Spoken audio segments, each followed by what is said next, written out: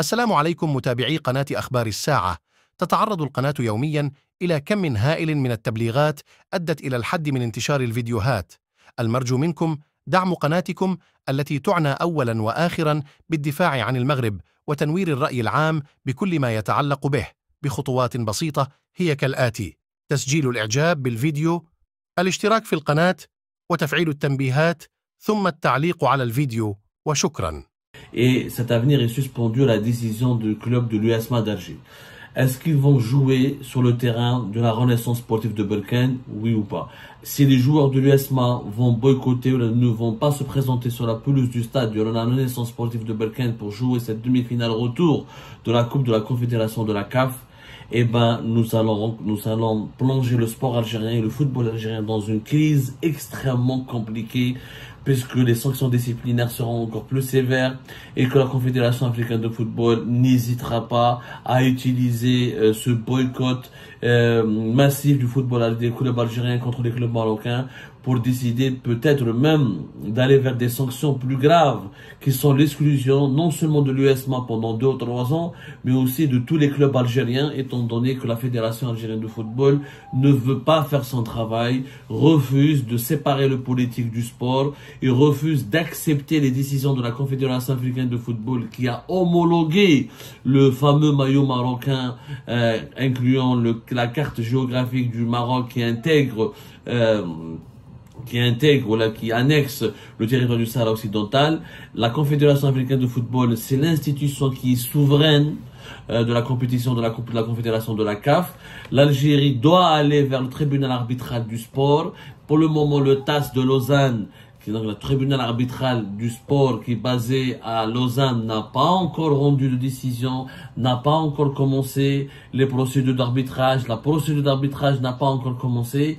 Donc Yanez, s'il y a un peu de sagesse dans l'Algérie, il faudrait accepter la décision et respecter la souveraineté de la Confédération africaine de football, jouer ce match et ensuite se référer aux procédures nécessaires qui devront être menées au niveau du tribunal arbitral du sport de Lausanne.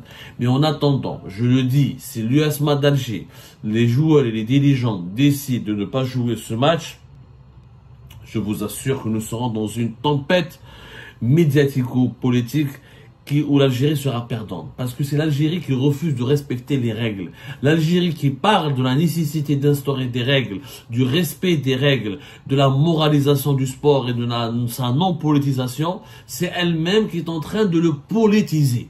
Alors, qu'est-ce qui se passe pour le moment? Pour le moment, les dirigeants de l'USMA ne semblent pas avoir pris de décision.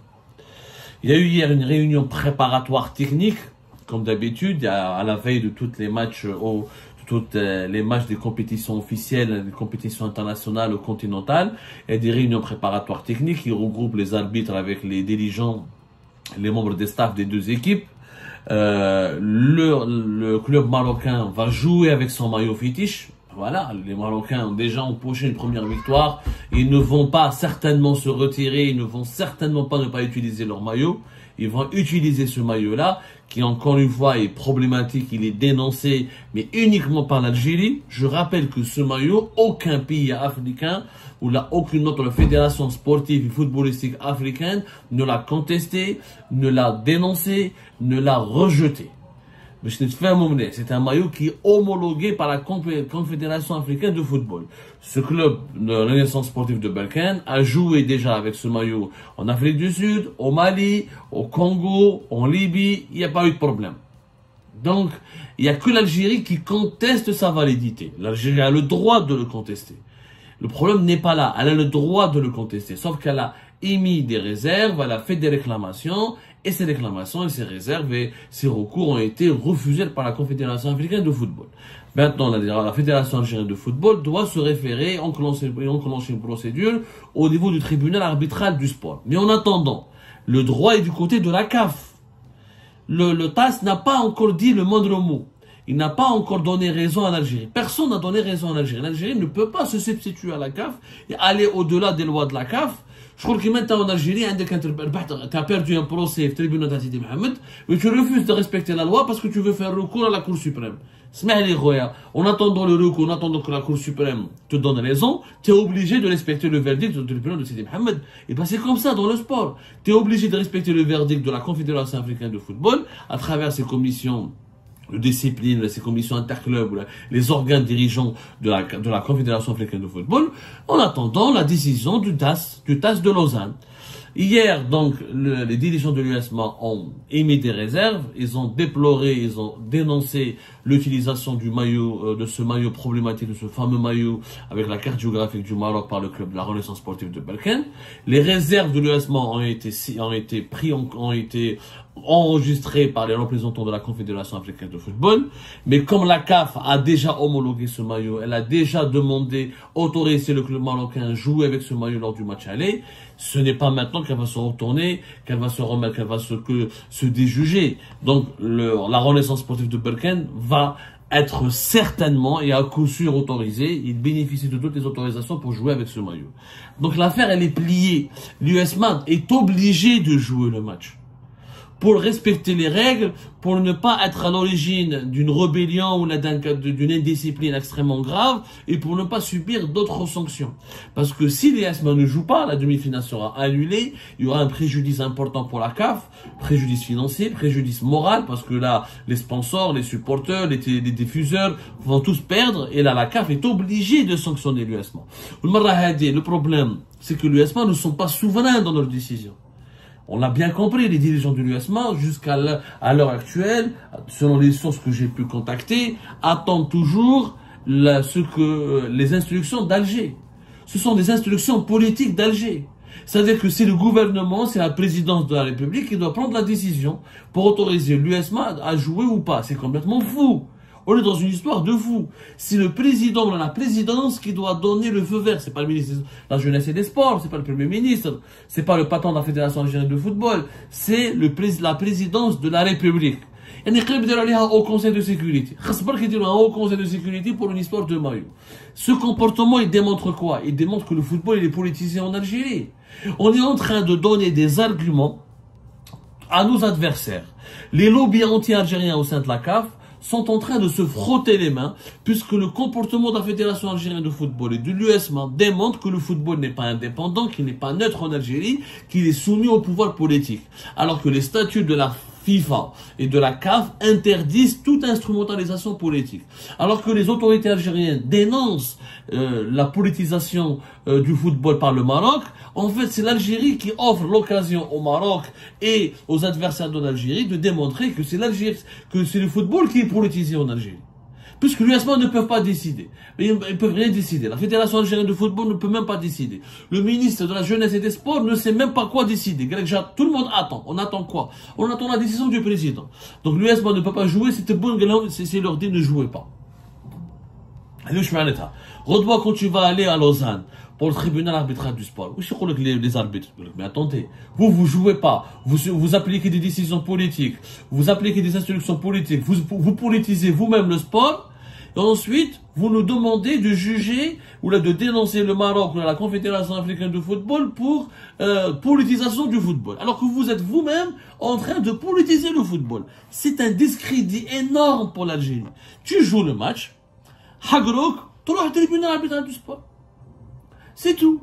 Imagine, tu refuses de jouer et tu attends un coup de fil de la part du président de la République et tu utilises un langage politique. Parce que même les dirigeants, ce qui est malheureux, c'est que les dirigeants de l'USMA, ils auraient pu au moins se taire avec tout faire corriger. Billah fomok. Billah fomok. Reste à affaire de souveraineté nationale. Tout ce qu'on. Ce qui m'énerve, c'est que tout le monde fait dans l'excès de zèle. Ok, on a compris que les dirigeants de l'USMA sont pris au piège. On les poings liés. Et que la Fédération algérienne de football est prise au piège, elle a les poings liés. Ne parlez pas. Ne vous exprimez pas. Elle a des déclarations politiques qui confirment au monde entier que ce match, l'Algérie l'a politisé. T'as qui dit que pas tant du l'USMA, il dit que je joue pas, le Canada, les Marocains utilisent leur maillot qui inclut le territoire du Sahara occidental dans leur cadre géographique. Et ils parlent de souveraineté, de principe du pays. Tu es un club sportif. Ce n'est pas à toi de protéger la souveraineté du pays. Tu n'es pas un diplomate. Tu n'es pas un dirigeant politique. Tu n'es pas un membre du gouvernement. Un Marocain dire « non, je joue pas parce que c'est la souveraineté du Maroc ». Les Marocains jamais roulent. Nous, on joue parce que c'est un maillot qui est homologué par la CAF. Les arguments des Marocains ne sont pas politiques. Ils sont juridiques. Ils sont intelligents. Je ne vois pas comment ils sont intelligents. Mais le roi, ou le Makhzen, ou le gouvernement nous a demandé de ne pas jouer, on ne joue pas. Ou là, il ne parle pas de souveraineté, de principe du pays. Non, mais il parle. On a présenté un maillot au début de la saison. On a donné nos arguments. La CAF, la Confédération africaine de football, à travers sa direction des compétitions interclubs, l'a validé, l'a homologué. Nous, la CAF, nous a donné une décision si la CAF nous demande de ne pas jouer, elle doit nous motiver pourquoi, on ne va pas l'utiliser. Dans le cadre de la loi, dans le cadre de la politique. Quand un président de club ou un manager sportif de ce club parle comme ça, ou demain devant les instances de la FIFA, ou devant les instances de la CAF, ou même devant le tribunal arbitral du sport, c'est un discrédit, encore une fois. On se tire une balle dans le pied. C'est une erreur monumentale. C'est une bêtise. C'est une véritable bêtise. Ça signifie que nous sommes en train d'instrumentaliser politiquement ce match pour lutter contre le Maroc. Or, la Confédération africaine de football, la FIFA et le sport n'est pas un terrain de lutte. C'est un terrain de lutte politique du point de vue symbolique, du point de vue de la récupération politique. Mais ce n'est pas un terrain de bataille frontale. C'est vrai, quand on gagne contre le Maroc, ça a un goût particulier parce que le Maroc est un rival politique.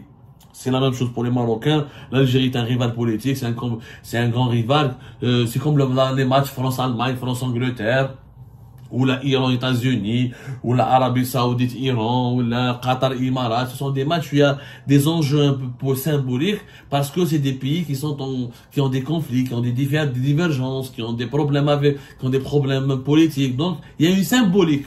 Là, on n'est plus là dans le symbolique. Là, les dirigeants du sport algérien, c'est eux qui parlent de la politique. C'est eux qui disent que nous, le Sahara occidental, est un territoire qui doit être indépendant, qui est non autonome. C'est les dirigeants du sport algérien.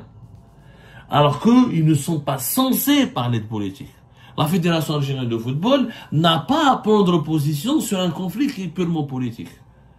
Ce n'est pas son rôle. Ce n'est pas son rôle. Elle aurait pu dire que c'est un message publicitaire qui n'est pas conforme à la législation algérienne. Un dossier où non, le Sahara occidental n'est pas marocain. Oui, mais qui prouve qu'il ne l'est pas, ce n'est pas au tribunal arbitral du sport de dire est-ce qu'il est marocain ou il n'est pas marocain. Le tribunal arbitral du sport règle les problèmes du litige du sport. Par rapport au message politique. Mais ce n'est pas à lui de dire est-ce que le Sahara est marocain ou occidental. Ça n'a aucun sens, cette histoire. Ça n'a strictement aucun sens. J'espère vraiment que beaucoup de moi, et parmi tant d'autres, beaucoup de voix ont appelé à la sagesse et ont essayé de demander à travers des prises de parole publiques, ont demandé aux autorités algériennes d'autoriser l'USMA de jouer ce match. Parce que sinon, on risque de graves problèmes avec les instances internationales du football et les instances africaines du football. Après, ne dites pas, il y a eu un complot. Si tu me dis,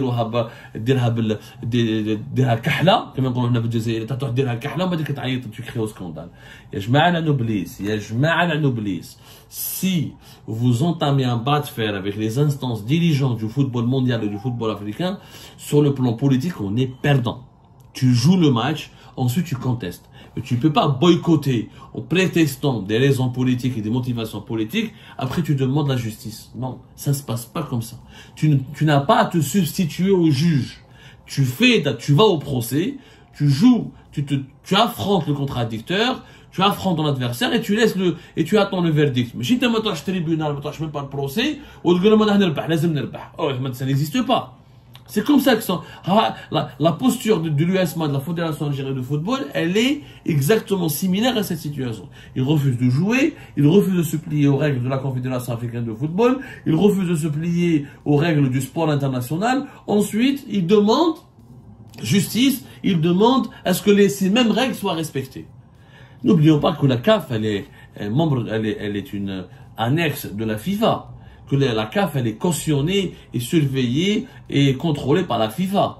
Et que le tribunal arbitral du sport doit écouter toutes les parties prenantes du conflit et qu'il doit régler un litige sportif. Il n'est pas là pour régler un litige politique. Alors, ce que font la Fédération algérienne de football et les dirigeants de l'USMA, le pouvoir algérien me donnera un poste de ministre, ou Walid Saïd est à la FAF, un poste, ou des récompenses. Mais vous êtes en train de ruiner le football algérien. Pensez d'abord au football algérien. Pensez d'abord aux millions de supporters algériens, aux centaines de milliers de personnes qui pratiquent le football professionnel en Algérie. Ils risquent d'être exclus de toutes les compétitions continentales et internationales. Le discrédit pour le pays serait énorme. Le préjudice pour la crédibilité du pays serait énorme. J'espère que les dirigeants algériens seront sages et qu'ils arrêteront de faire